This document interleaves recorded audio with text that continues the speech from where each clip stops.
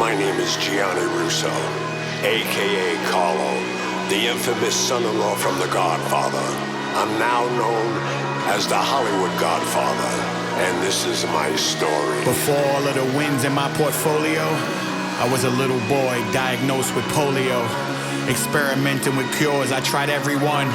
Felt everything in my right, but my left was numb. Walking with a limp, like will I ever run? Once again, or is this it? Am I forever done? Living in the hospital was never fun. Some people were cool, but not everyone. Welcome, everybody. It's time for Hollywood Godfather Podcast. And first of all, let's introduce Jeannie Raymond, my darling, my partner, my co-host, and friend. Tonight is a show that we decided to do as a tribute to actually two people. And the lady that I'm talking about is Elaine Wynn. And I met Elaine many, many years ago. You probably recognize the last name. And her husband was Steve Wynn at the time. And I was in Vegas already, and I was doing so many things. And I have to say, when he bought the Golden Nugget, and I remember when he bought it, he was just a few years older than me. And I watched what he did, and I know more about it than most people because, in fact, you know some of the names, like Perry Thomas of the Valley Bank of Utah. Sure, yeah. And he helped finance him. And a lady her husband owned Sierra Construction, and when he died, she put up her performance bond to give him enough money to get the deposit on the Golden Nugget. And he had the wherewithal to buy the Golden Nugget Hotel in Las Vegas, downtown, when everybody was building out in the valley. Oh, yeah. And then a guy came by called Michael Milken and created a junk bond for the Golden Nugget. I have to say, even myself made some dollars on that. But to see the transition they made and what they went from down the Nugget to seeing the buildings they built later on. Right. And it's a tremendous empire, actually. And unfortunately, Elaine passed this week. My age, 82. And I knew her both daughters. In fact, they did so much for me when I was creating State Street that I had the bar mitzvahs for their daughters in my club, just as a repayment for their generosity to me. But why don't you give them some background that you know now that you read up on it with more of the facts? You know, she was incredible as far as bringing women into the business world of Las Vegas. She paved the way. And just a little bit I've read about her, absolutely beautiful, classy woman. But they just said she came into Vegas and really turned it into a place where people, the one thing they said that she was so famous for is making it so that people could appreciate the arts. They said she had one of the largest art collections, and that she just brought a whole new atmosphere to the Las Vegas and the way Las Vegas was, and opened so many doors for women in the world of the casinos and stuff like that. They called her the Queen of Las Vegas. She just so well respected and really paved the way for women to be in that industry where before they hadn't been. You know, I mean, right alongside of her husband doing all of those things. But you know, it's interesting. She didn't really get the accolades until later on. She was the true wife. You know, they always say a great man, there's got to be a great woman behind her, and she was that woman. And there was another guy that I was very friendly with early on, Charlie Meyerson. And Charlie Meyerson was the genius of gaming. And if it wasn't for Charlie, I don't think they would have gotten where they are, because he knew the ins and outs of it. He had the respect of it. And I mean, again, Great. just for instance of their generosity.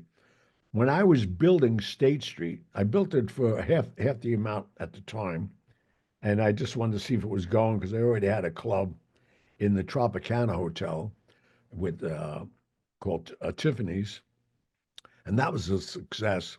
And then with Sinatra and D. Martin and Sammy, all being friends of mine, I came up with the idea of opening a supper club that served gourmet food till 6 in the morning because there was nowhere for the artists after their second show, because that's when they were doing two shows a night, 8 and 12 o'clock. Right. And my place was packed. And then Steve Wynn let me know they're going to remodel the Nugget. So if there's anything I need, it'll be out on the sidewalk at 4 o'clock in the morning. Get a semi and come and pick it up. I mean, I couldn't believe this guy. So I had laborers, but today, I mean, I'm glad it's over the statute of limitation because the Golden Nugget was a public traded company, and he can't give out assets, an asset of a company. Right. He just put it on a sidewalk. So I went down and walked through the whole hotel and said, "What are you getting rid of?" And I had my architect, Tony Marnell, with me. And we designed my casino based on what they were giving me. Well, Gianni, not the neat thing about that is when you end up closing that club, didn't you do the same thing? Oh, yeah, I gave it away. I love that. No, You well, know, there was no reason to sell it. And I didn't want to, and I didn't want to get involved in it. But yeah, you just wanted to get going, no, I be just done. want to move on. I was there Yeah. 10 years with that club. But but again, like you're pointing out now, when they started building some of the hotels that they built, I mean, the Mirage and Oh yeah. they had 3 or 4 hotels. The Wynn Hotel right now, I mean, is Oh, still the they built it on the old. I was there when the night they, in fact, I was shooting a movie at the Desert Inn Hotel with Brett Ratner, and that's when they're going to blow it up after that to build a hotel. And what were they going to blow up? Which the sand? with the old Desert Inn Oh, Hotel, Desert Inn. Okay. because Steve bought the property, Oh which yeah. which he bought. There was only 2 golf courses in the proximity of Las Vegas. One was the Desert Inn Country Club, and the other was the Tropicana. I mean, not the Tropicana, the Dunes. Oh, okay. And the Dunes just knocked it all down and never put it back. But to have, a hotel of that capacity and that style and class with a golf course, that was the dream come true. And they did it. And did you live there by that golf course? Yeah, I mean, I lived so many places, but I had a house there too. In fact, it's funny you should say that because Steve Wynn's mother lived Yeah. in the what's the name of it? The Dartmouth. Was it Dartmouth? Yeah, I think it was on Harmon Culver Lane. She was there all the time. I used to see her all the time because I was watching when I was building my hotel across the street. I took a slew of the apartments and made them into one so I could watch my job without leaving my house. But long story short, that whole era. But that's when you're saying, and they didn't. I forget what did they call her? The first lady. Oh, First Lady. Yeah. Oh yeah. Highly Yeah. respected. They called her the first lady of Las Vegas. And like you pointed out, and Steve was very influential in that too. But when they built the Bellagio, I can remember my friendship with Steve Wynn at that time, which most people don't know.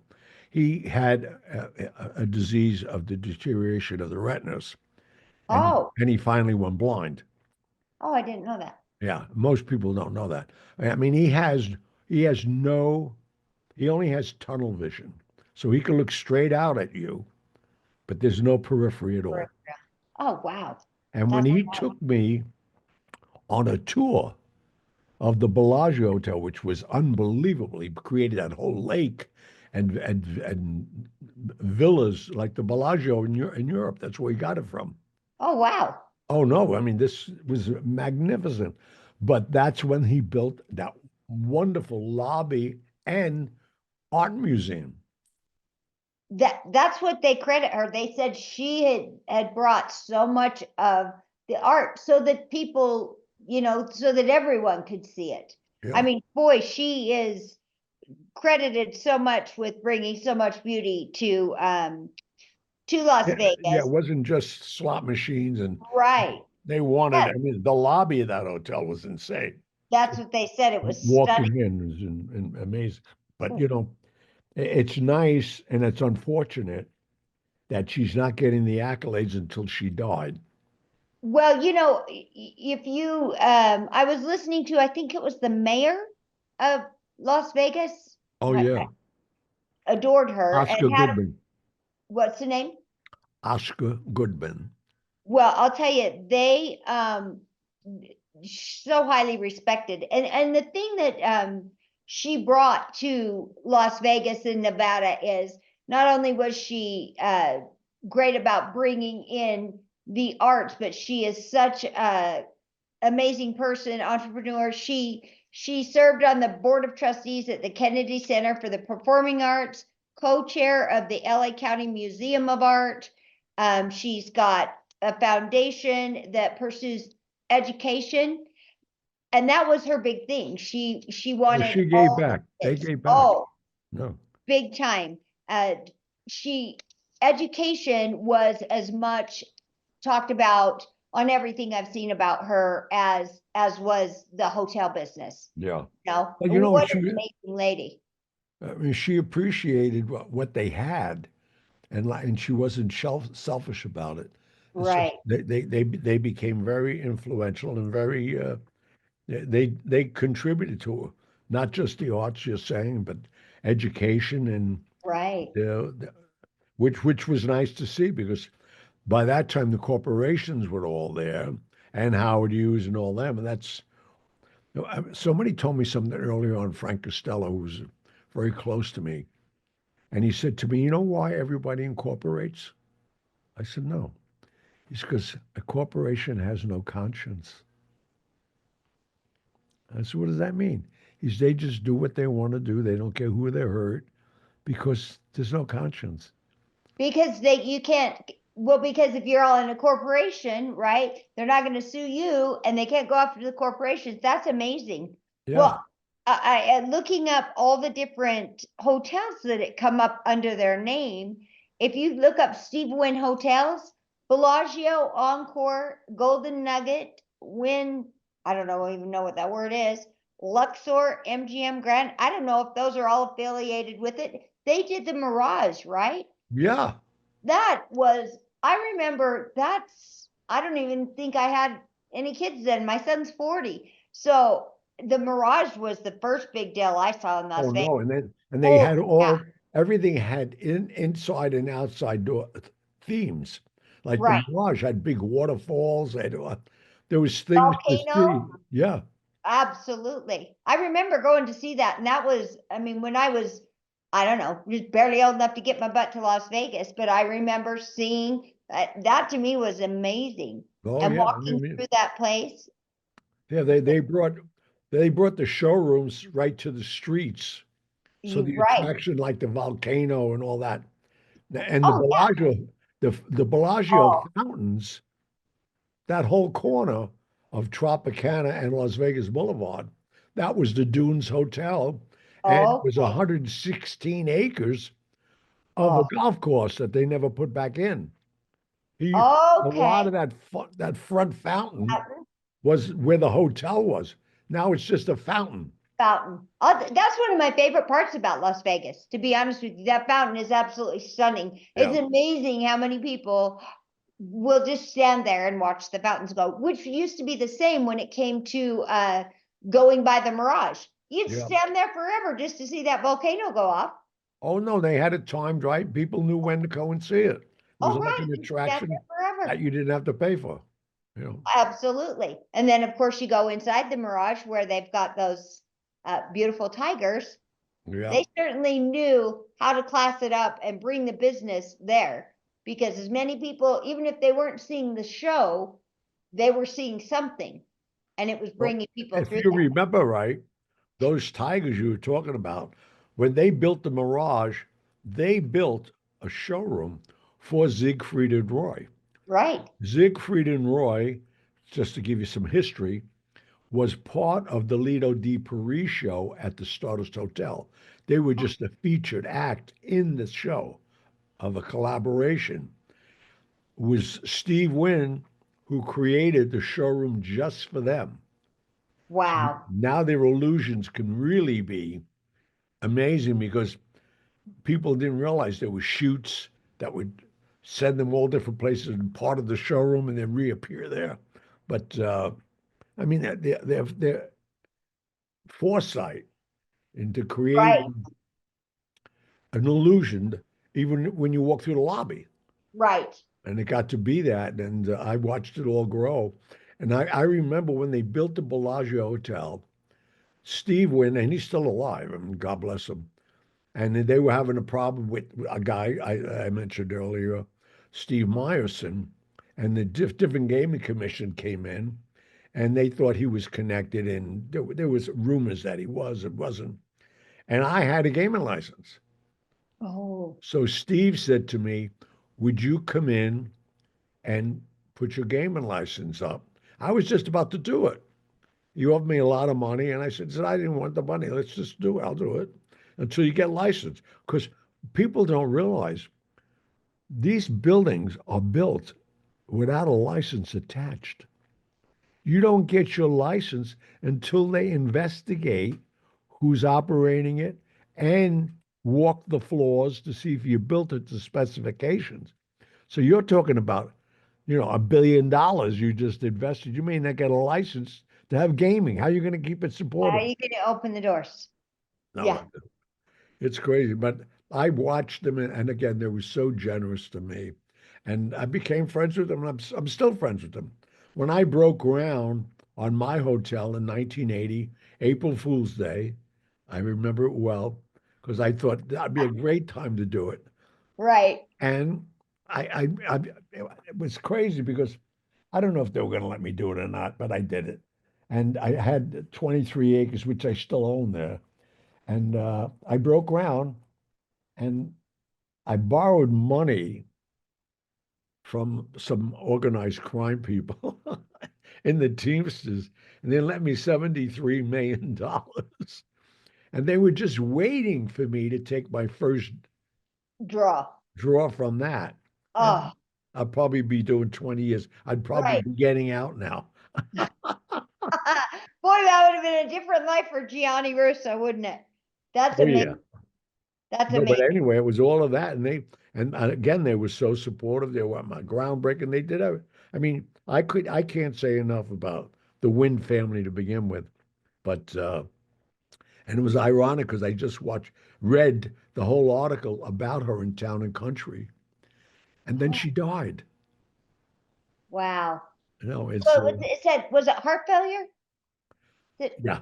Uh, Well, what a remarkable lady. It sounds like, people like that don't come along very often. And boy, she did make such a big splash in Las Vegas. And that, someone who will always be remembered, it sounds like, for all the incredible things that she did, but for what it did for women in Las yeah. Vegas, I guess was such a huge, huge benefit to the town, and for all the people who came up after her, watching her and watching what she had done. Not only was she doing it for the city, but she did it for all the kids that are coming up and giving them the opportunity to be successful and making sure they all had an education and a good education Oh, so yeah. that they could, have a good future. No, So, she was hands on with that too.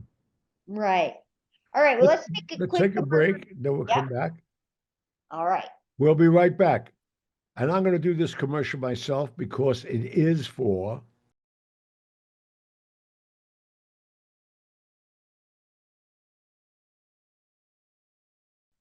May 9th and 10th at the Paisan Con.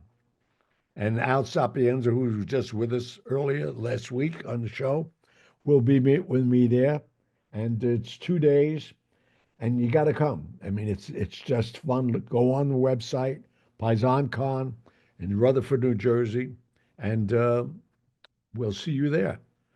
We're back Absolutely. on now, and I want to elaborate more even on what they did behind the scenes quietly with the hospitals and the investments they made in the supportive buildings around wow. Las Vegas. And Steve, went on to glory, and then they built an amazing hotel in in Boston. Yeah, Oh, yeah? yeah, a huge hotel. And then when the gaming commission there started doing investigations on them, again, Charlie Meison's name came up and some other names came up. And Elaine had a jealousy, unfortunately, because Steve was a promiscuous guy, to, Right. to say it nicely. Nice, very nicely, from what I understand. Yeah. And he got involved with somebody. And I'm only talking about it out of respect now to her. I would never talk about it if she was alive. Oh, So I know sure. she's not going to hear about it. But Steve made another major, major mistake, which cost both of them hundreds of millions of dollars each. Oh, no. Oh What yeah, was it? he paid off a Oh, lady that he was having a problem with, a manicurist, and oh, and he gave her like $1,500,000 worth of stock that you can't give away. And Elaine turned him in oh, that's right. Boston, got to be a big thing about it.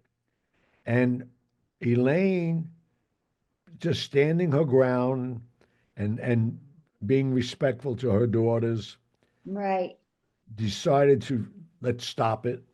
They stopped it, but it was too late. They didn't get a license for the casino.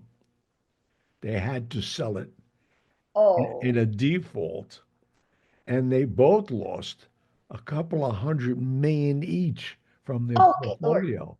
I mean, thank God they had so much money, but it's so crazy. And I'm one of those guys. I am 200% a man. But sometimes we get involved with some women could really hurt you. Fortunately, I never got hurt, but Oh yeah, you got away pretty dang good because you've had a few shots at getting somebody good and mad at you, I would think, but it well, seems you to know what it was with me. I mean, I just love life, and I did what I did. I didn't mean to hurt anybody. It right, happens, but right.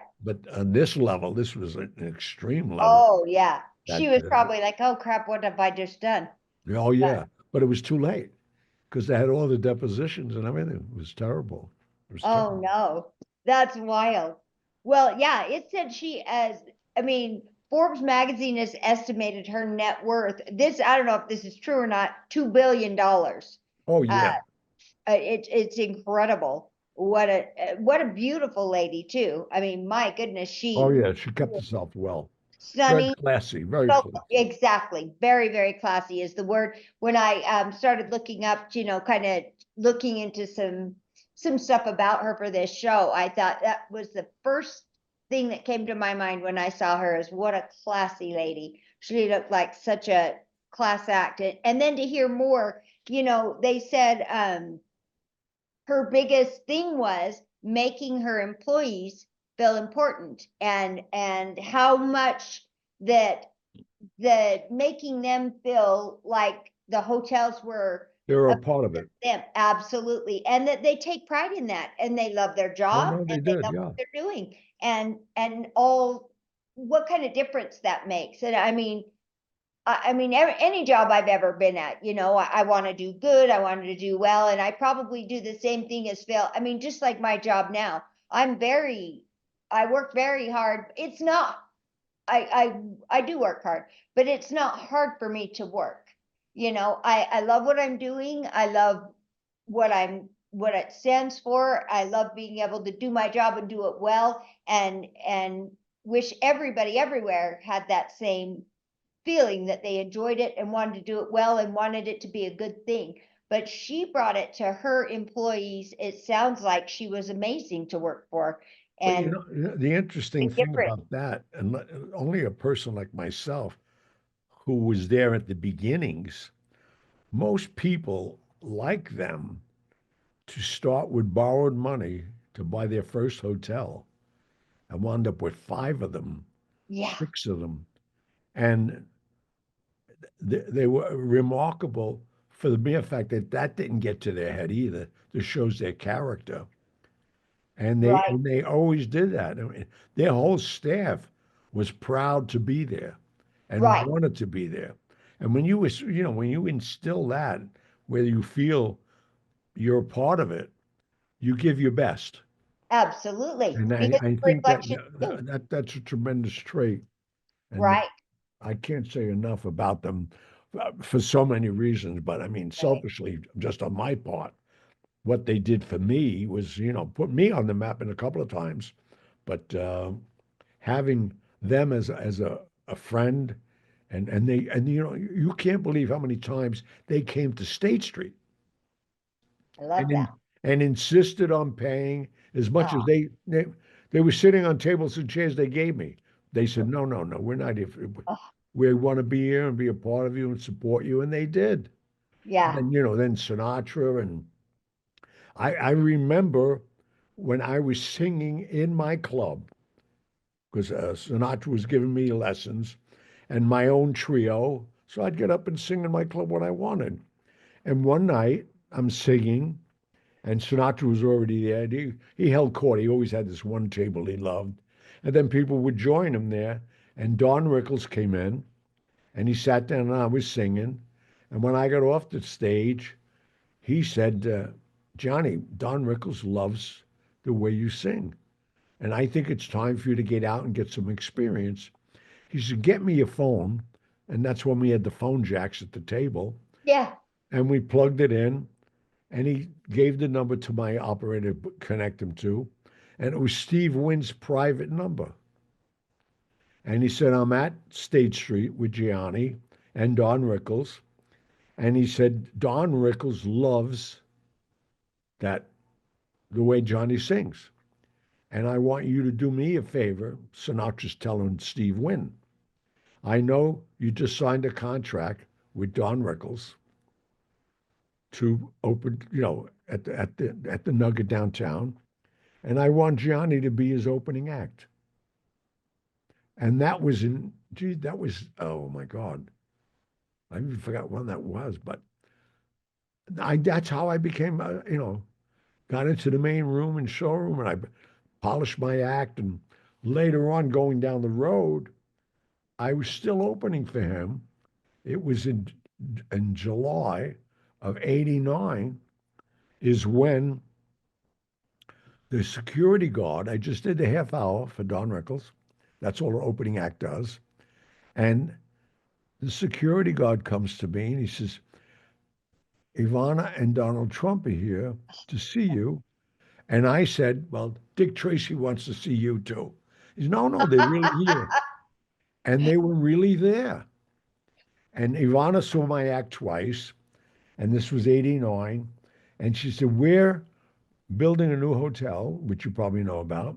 And we're opening it 1990 in Atlantic City called Trump Castle. And we want you to headline, not an opening act. And that was 35 years ago. They made me a headliner. And we all watched Trump sign those executive orders. Oh, yeah. Well, he signed 200 invitations personally. And I'll send you this picture to attach it to this. Yeah. And it's that signature is something else. Yes. And that signature is on the invitations. So I saw that signature, 200 of them, for a party for me that they were having in 1990. Is that wild? It's amazing, Gianni, all the places that you've been and all the connections that it's almost like just a made movie that Yeah, I mean, it looks like it's being made up. There's no way that anybody could have done what they did. Well, right, but then what I do absolutely love it. This is my favorite part.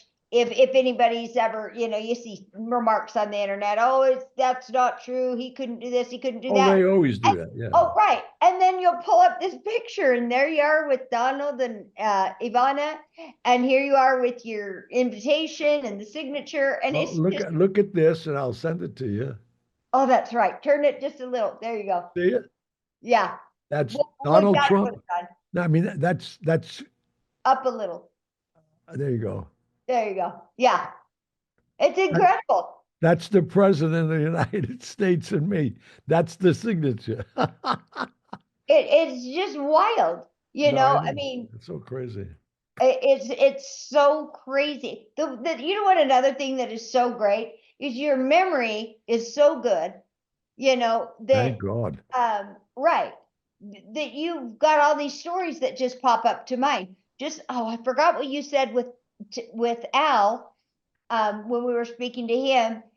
That was the same thing. It's like no matter what, you get talking to somebody. And that guy, yeah, well, Bobby Darin. I was there when he. Oh, there we go. Yeah, and it's just it's almost like, I don't know, was it Forrest Gump or something like that, where he just was in everywhere? Yeah. But it's incredible. Well, somebody described me as that. So Joe shows the Forrest Gump of the world. Well, it's true. I mean, it's. I'll never forget, and I say it. I've talked about it several times. The guy whose dad ran the Copa, and as you guys were starting to talk, I was just like, "Oh my gosh!" Well, even me, Gianni. I meet a friend that owns a little sports bar here in Utah, and I say, my brother says, "You're working on a podcast now with Gianni Russo," and he's like, "I used to park cars at State Street," and I was like, "You've got to be kidding me!" It's just it's so fun to hear your stories, and I'm so glad that you share them with us, because they're so entertaining, they're so fun to hear about, and the history is amazing. Now, I do have a question, because I did see something, and I wasn't able to research it long enough. Was Elaine and Steve Wynn's daughter kidnapped? Do you know anything about that? Yeah, that's another whole time. Yeah, we could do that.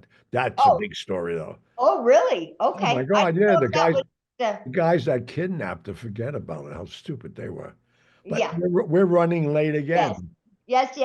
So well, we just love talking. We'll talk about that. Okay, I'd love to. Well, let's do a show on stars, kids that were kidnapped. Okay. Frank Sinatra Jr. was kidnapped. Gianni, that's how you and I got involved. I wrote in and asked you the question. That's when I very first started asking you questions, because I had listened to a podcast. And one of the first questions I wrote into the show was, Gianni, what do you know about Frank Sinatra's son being kidnapped? Oh, that's why. Let's save that thought, and we'll use that as the next topic. All right. Well, thank you so much. It's been such a fun night. Everybody, ladies and gentlemen, please, Jeannie, tell them what they have to do. We want to be a success. Yes, we do. On 6 years. I want to be on 10 years. That's right. If you'll go to wherever you're listening to your podcast, if you'll rate and review this show, we'd really appreciate it. It helps get our names up there on the chart, and it helps for more people to get to listen to the show. Also, you can click the button and you can share the show, which I end up doing. I did it at the store just the other day. A friend, Gianni, that grew up in New York, he had some stories as well. I was going to run past you. But share this with your friends. We're on YouTube. We're on all the podcasts. We'd love it if you'd share us, rate us, review us. We'd appreciate it. So thank you. Thanks for joining us tonight. Gianni, thank you so much. No, thank you. All right. All as usual. Have a great week, please. All right. Love you. Love you. Bye. Have a good night.